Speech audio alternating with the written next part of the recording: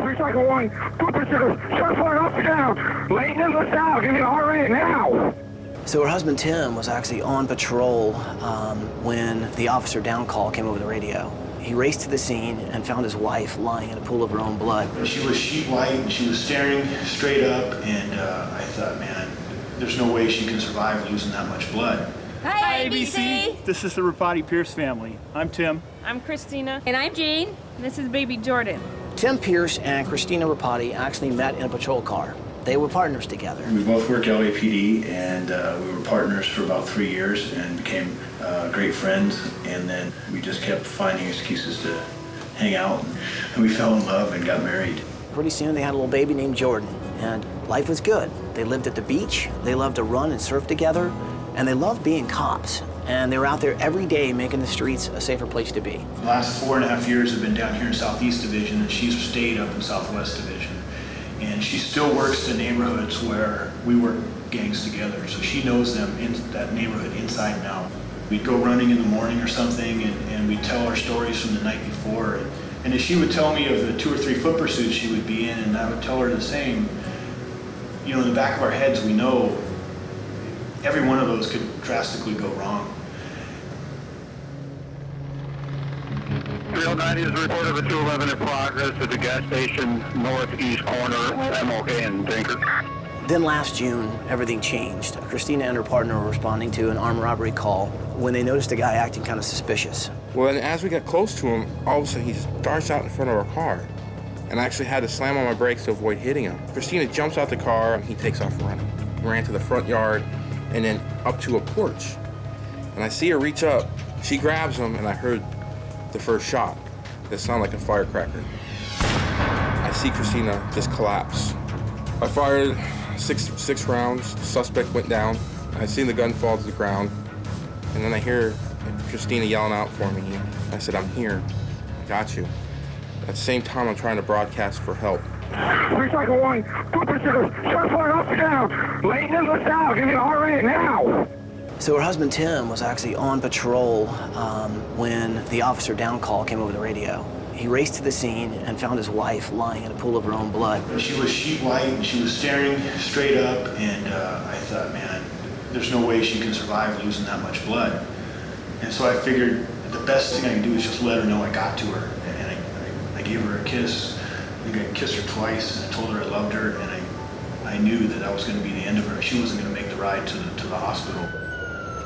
But Christina's a fighter, and that's what she did.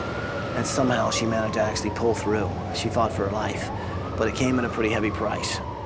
The next thing I knew, I woke up.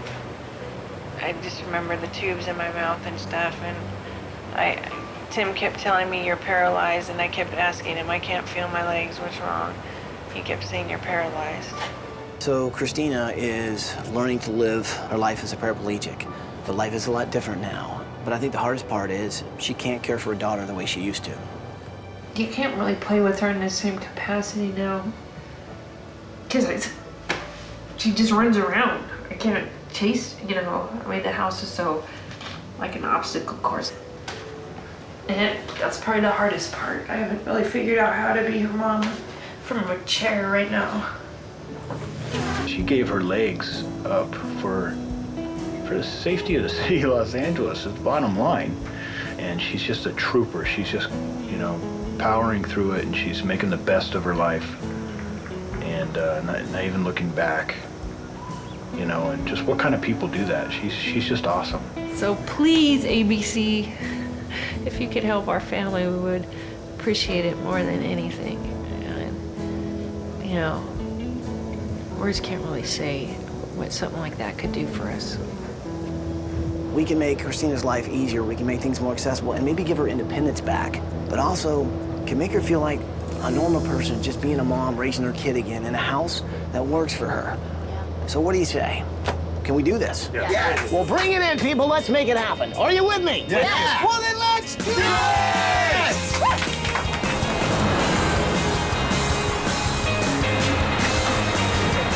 Good morning, Rapati Pierce family. Christina, Tim, Jordan, and Jean, come on out here.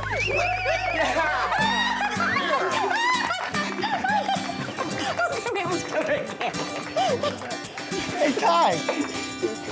Hey there. Got it? Hey, man. Thank you. Got it. Hi. How are you? Are you excited? Oh, yeah, relieved. I'm so glad you guys are here. It's good. Thank you guys so much.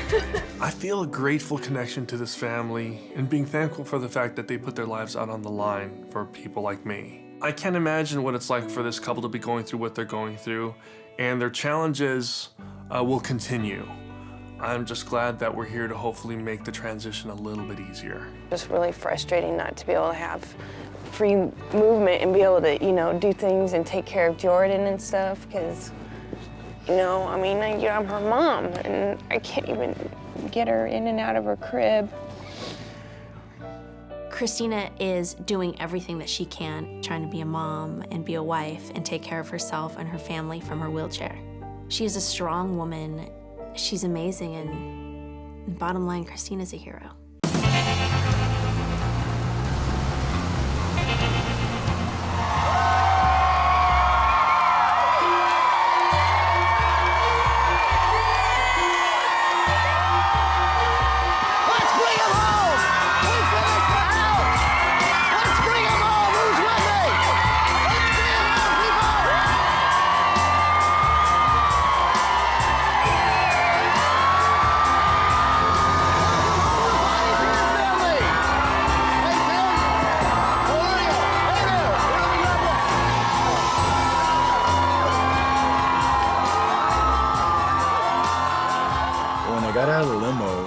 Stomach was just like in knots, and I had goosebumps, and I'm looking for that bus. I know it's right behind me, and I turn around, and the bus isn't there, but it's the LAPD bomb squad truck. This thing is awesome. You like our bus?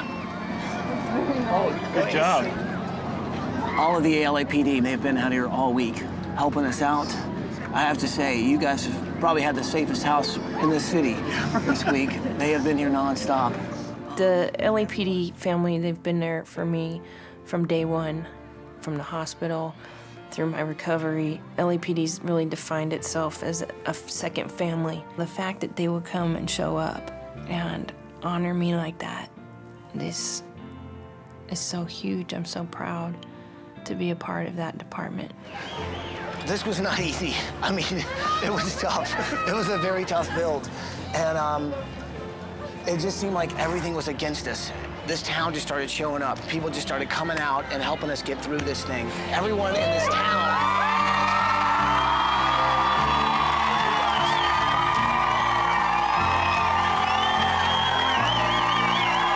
Realizing that we pulled it off, as hard as it was, that we did it. And this whole town of Redondo, they had our back. They gave back to someone who's given their life for them. When you left, things were a little different where you were living. I know there's some things that you miss, a little bit of your independence and stuff. I'll tell you what, I think this thing behind this bus is gonna give you back some of that. I rode around with Joe. I got to see what it was like to be kind of a cop for a night. I don't know how you guys do what you do. It takes a special breed. And all this, everyone here, and what's behind this bus, it's this community giving back to you. What do you say? You want to see what's behind this bus? Yeah.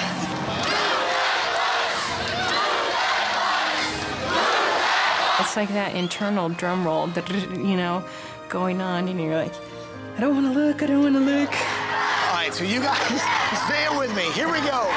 Bus driver, move that bus!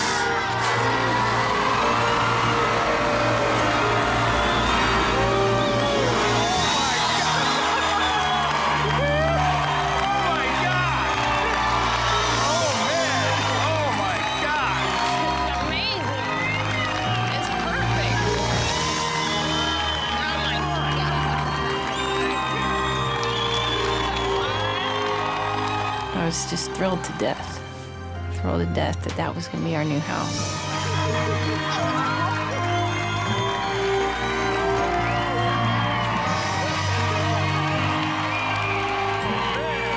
The house was so gorgeous. It was exactly like we would have designed. I was like blown away. You know, see the old house, I'm like, oh, what a shame. The new house is just so magnificent. It was so us.